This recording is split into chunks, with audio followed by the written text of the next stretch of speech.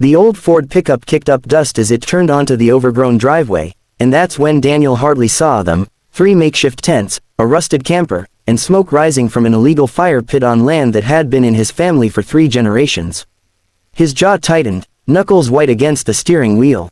At 72 years old, with a bum knee and arthritis that made every morning a negotiation with pain, this was the last thing he needed. But Daniel Hartley hadn't survived 12 months in the jungles of Vietnam as a combat engineer to be pushed around on his own property. He pulled up slowly, deliberately, letting the engine idle as 5 people emerged from the tents. They looked rough, gaunt faces, tired eyes, clothes that had seen better months. A woman in her 30s stepped forward, her defensive posture reminding Daniel of cornered animals he'd encountered in the war. Behind her, 2 younger men crossed their arms, trying to look intimidating. An older couple hung back near the camper. "This is private property," Daniel said, his voice steady as he stepped out of the truck. "You need to pack up and leave." The woman's eyes hardened. "We've been here 3 weeks. This land was abandoned. We have squatters' rights." Daniel felt something cold settle in his chest. "Squatters' rights don't exist in Montana the way you think they do. This is my land. I have the deed. I'm asking you politely to leave." One of the younger men spat on the ground. "We ain't going nowhere, old man. We know the law. You can't just throw us out. You gotta go through the courts, and that takes months. Maybe years. By then, this'll be ours legally." Daniel studied them, his combat engineer's mind already analyzing the situation like he would have analyzed a Viet Cong tunnel system: entrances, exits, structural weaknesses, patterns of behavior. These weren't hardened criminals. They were desperate people who'd found a loophole and were clinging to it like a life raft. But they were wrong if they thought desperation gave them the right to steal what 3 generations of Hartleys had built. "I'll give you 24 hours, Daniel said quietly. "After that, things get complicated." The woman laughed, but there was no humor in it. "Complicate away, old-timer. We've got nothing to lose." As Daniel drove away, his mind was already working. The land had been his father's, and his grandfather's before that. 40 acres of Montana wilderness with a creek running through it, pine trees standing sentinel on the hills, and a small cabin his grandfather had built with his own hands in 1947. Daniel had planned to fix up that cabin, spend his remaining years there in peace. After Vietnam, after 30 years working construction in Billings, after burying his wife Margaret 2 years ago, he'd finally been ready to come home. Instead, he'd found invaders. That night, Daniel sat in his small apartment above the hardware store he owned in town, spreading out maps and making notes. His old combat engineer notebooks, yellowed pages filled with diagrams and calculations, lay open beside him. He wasn't planning anything illegal. No explosives, no weapons, nothing that would hurt anyone. But if these people wanted to play the long game with squatters' rights, he'd remind them that sometimes the defender has advantages the attacker hasn't considered. He started making calls, first to his lawyer, Tom Richardson, who confirmed the frustrating truth: Montana law required him to go through formal eviction proceedings, which could indeed take months. The squatters technically weren't trespassing in the criminal sense because they'd established residency. It was a civil matter now. "My hands are tied legally, Dan," Tom said. "But between you and me, make their stay uncomfortable, real uncomfortable. Just don't do anything I'd have to defend in criminal court." Next, Daniel called his old army buddy, Marcus Webb, who ran a surplus store in Helena. "Mark, you remember those non-lethal perimeter alarms we used to set up? The ones with the motion sensors and the lights?" Marcus's laugh crackled through the phone. "Oh, you got a situation, don't you? I got exactly what you need, brother. Got some other goodies too that might interest you. All perfectly legal." Over the next 3 days, Daniel made preparations. He visited the property twice, documenting everything with photos and video. The squatters had grown bolder, building a more permanent-looking fire pit, stringing clotheslines between trees, even starting what looked like a small vegetable garden. The woman, whose name he learned was Sarah, had started posting on social media about their homesteading journey, painting Daniel as a wealthy landowner trying to displace the less fortunate. The local news picked up the story. A young reporter named Jessica Chen came to interview him, her camera crew in tow. "Mr. Hartley, some people are calling you heartless for trying to evict these people who have nowhere else to go. What do you say to that?" Daniel looked directly at the camera, his weathered face showing every one of his 72 years. "My father worked this land. My grandfather cleared those trees and built that cabin with hands that bled at the end of each day. I spent a year in Vietnam seeing things no one should see, protecting the freedoms we all enjoy, including property rights. These people are strangers who decided my family's sacrifice, my family's legacy, means nothing because they're desperate. I understand desperation. I came back from war with nothing but nightmares and a determination to build something honest. But understanding someone's desperation doesn't mean I have to surrender what's mine. There are shelters, there are programs, there are legal ways to get help.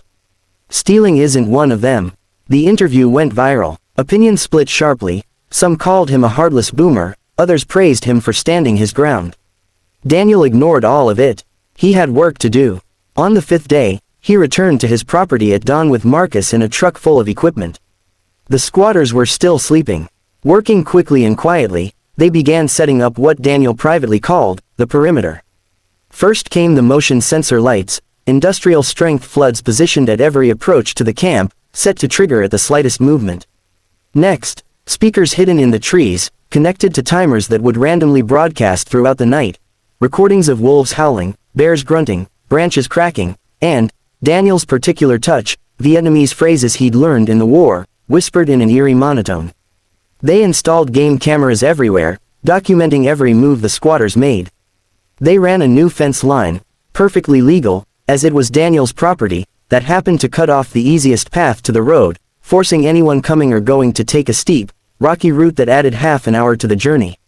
Marcus set up what he called the motivator, a sonic device that emitted a high-frequency sound just at the edge of human hearing, designed to create unease and mild headaches. It was the same technology stores used to keep teenagers from loitering.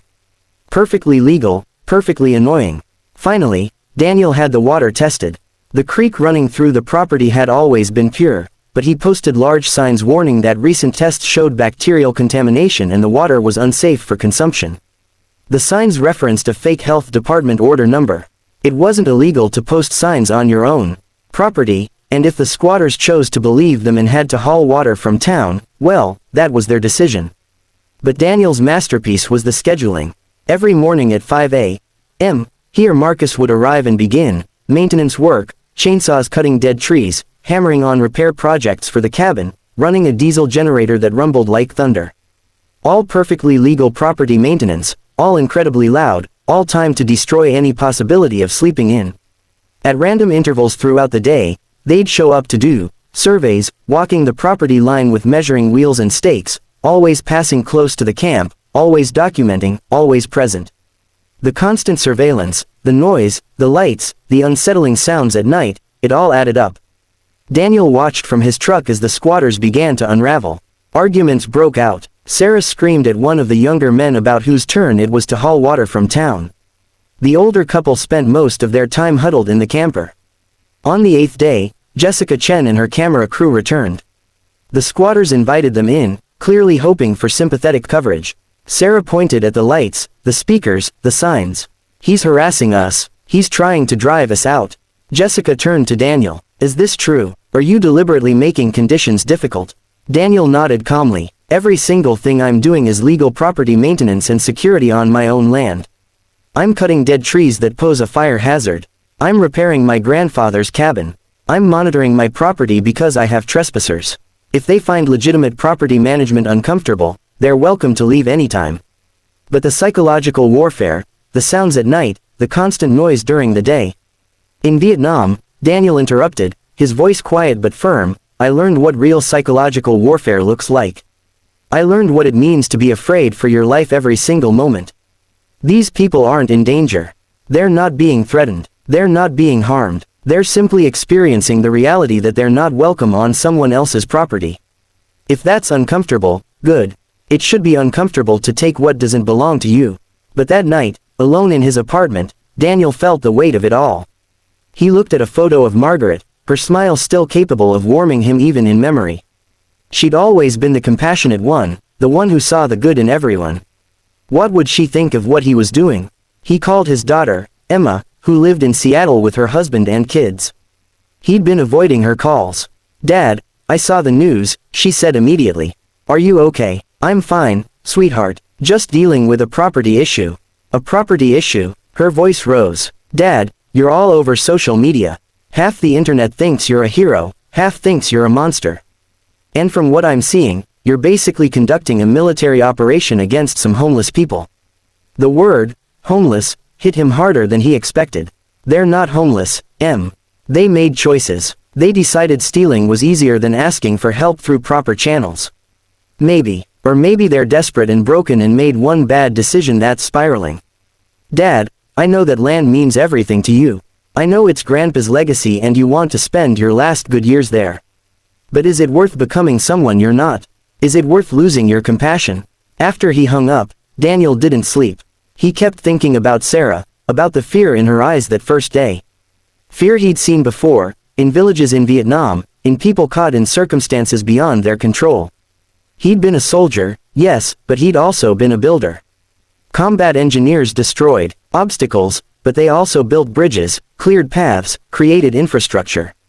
They made things better. The next morning, instead of starting the chainsaws at dawn, Daniel drove to the property and simply sat in his truck, watching.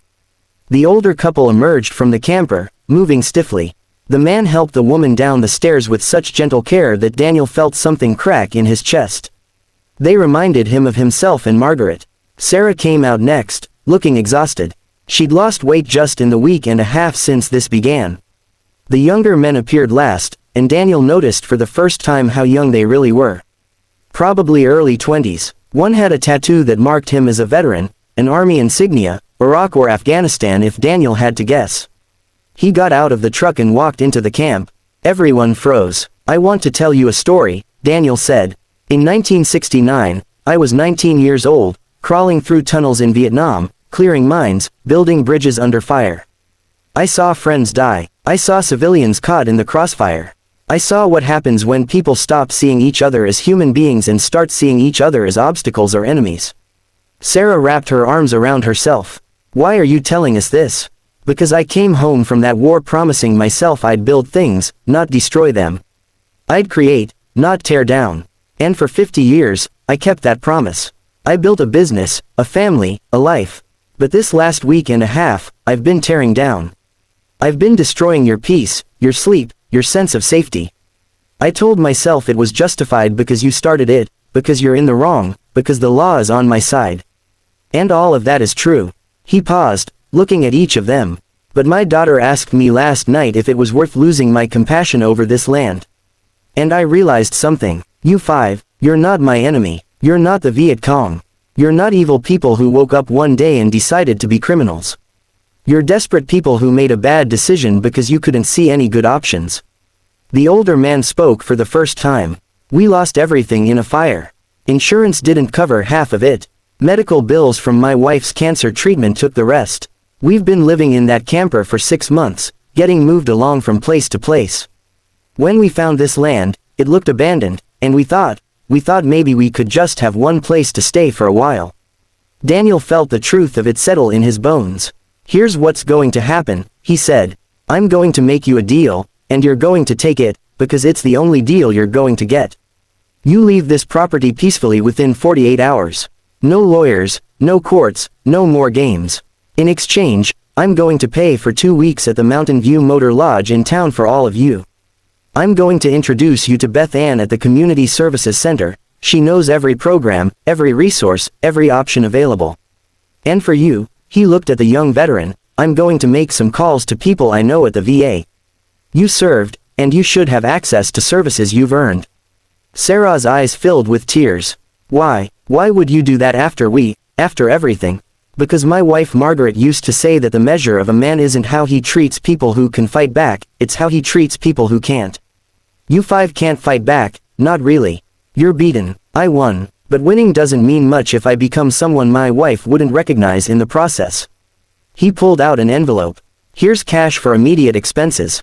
Here's Beth Ann's number. Here's my number if you need help coordinating the move.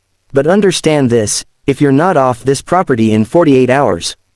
If you try to come back, if you test me again, I will use every legal means available to make your lives miserable. This is compassion, not weakness. This is me choosing to be the man I want to be, not the man you tried to force me to become. The camp was cleared in 36 hours. Daniel helped them load the camper, and Marcus drove behind them to make sure they made it to the motel safely. True to his word, Daniel spent the afternoon with them at the Community Services Center. Beth Ann worked miracles. She found transitional housing programs, job placement services, medical assistance. The older couple qualified for emergency housing for seniors. The young veteran had benefits he didn't even know existed. Sarah and the other young man had skills that Beth Ann connected with local employers desperate for workers. 3 months later, Daniel was hammering new shingles on his grandfather's cabin roof when a car pulled up. Sarah got out, looking healthier than he'd ever seen her. She was dressed for work, slacks and a blazer, and she carried a basket. "Mr. Hartley, I hope it's okay that I came by." Daniel climbed down the ladder. "It's okay. I'm working now, office manager at the lumber yard.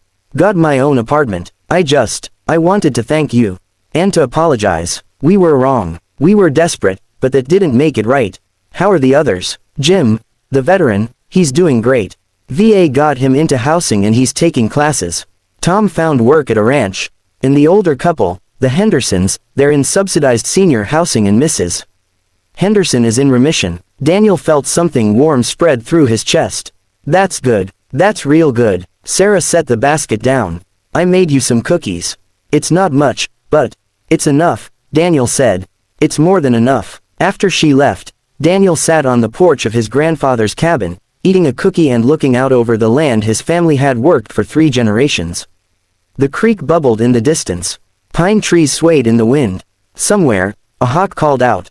He thought about Vietnam, about the tunnels and the fear and the constant calculation of threat versus humanity. He thought about Margaret and her insistence that there was always a choice between hardening your heart and opening it. He thought about Emma's question about whether the land was worth losing his compassion. The truth was, the land had never been the real battle. The real battle had been for his own soul, for the man he wanted to be in the face of conflict. He'd started down a dark path, using his skills to wage war on desperate people. But in the end, he'd remembered that combat engineers did more than fight, they built. They connected. They made things better. The cookies were good. Sarah had real talent. As Daniel watched the sunset paint the Montana sky in shades of orange and gold, he realized that this moment of peace, knowing he'd helped rather than just hurt, knowing he'd built bridges instead of just enforcing boundaries, this was what victory actually felt like. Not the defeat of an enemy, but the transformation of enemies into neighbors. Not the defense of property alone, but the defense of the values that made property worth defending in the first place. He'd been a combat engineer in Vietnam, and squatters had tried to take his land. He'd rigged the perimeter, yes. But in the end, the most important thing he'd engineered wasn't their defeat, it was redemption, both theirs and his own. And that was a legacy his grandfather would have been proud of, and Margaret would have loved, and that he could live with in whatever years remained. The land was his again, but more importantly, so was his humanity. And that, Daniel thought, was worth more than 40 acres of Montana wilderness could ever be.